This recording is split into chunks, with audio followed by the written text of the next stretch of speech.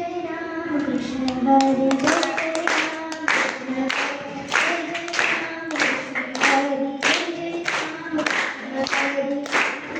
हरे जय राम कृष्ण हरे जय राम कृष्ण जय जय राम कृष्ण हरे जय जय राम कृष्ण हरे पुंडरी नवदे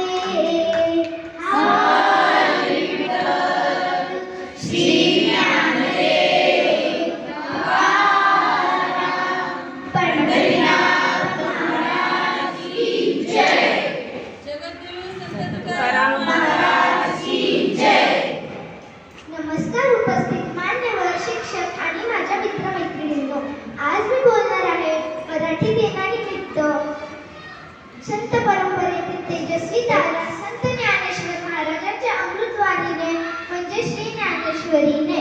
मित्रांनो, कधी कधी जीवनात असे क्षण येतात आपण हरवून जातो, मार्ग दिसत नाही. त्यावेळी मला मदत केली तर ती श्री ज्ञानेश्वरीने. मित्रांनो, वयाच्या 16व्या वर्षी संत ज्ञानेश्वर महाराजांनी ज्ञानेश्वरी हा ग्रंथ लिहिला. हा मराठी भाषेतील पहिला अर्थग्रंथ आहे. मित्रांनो, त्या काळी संस्कृत फक्त पंडितांना समजत होते आणि सामान्य लोकांना नाही. तर ज्ञानेश्वर महाराजांनी गीतेचे भाषांतर मराठीत सांगितले. मित्रांनो, हे काम सोपे नव्हते. त्या काळी जगात खूप विरोध होता, म्हणून ज्ञानेश्वर महाराजांनी खूप अडचणी पार करून हे ग्रंथ लिहिले. मित्रांनो, ज्ञानेश्वरीतून मला काही गुण शिकायला मिळतात, ते मी तुम्हाला सांगू इच्छित आहे. मन शांत ठेवणे.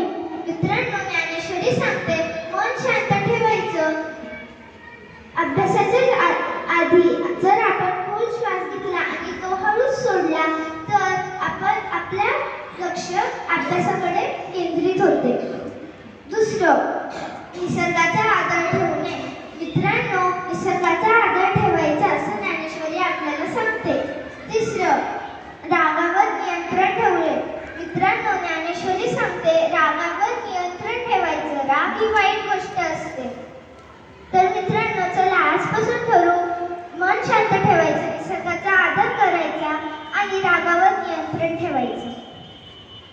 मित्रांनो, ज्ञानेश्वरीतून मला एक जीवनमूल्य शिकायला मिळतं, ते आहे एकदा माझी मैत्रीण माझ्यावर रागवली. मला खूप वाईट वाटले.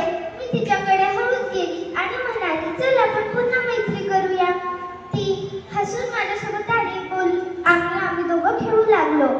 या जीवनमूल्यातून मला शिकायला मिळते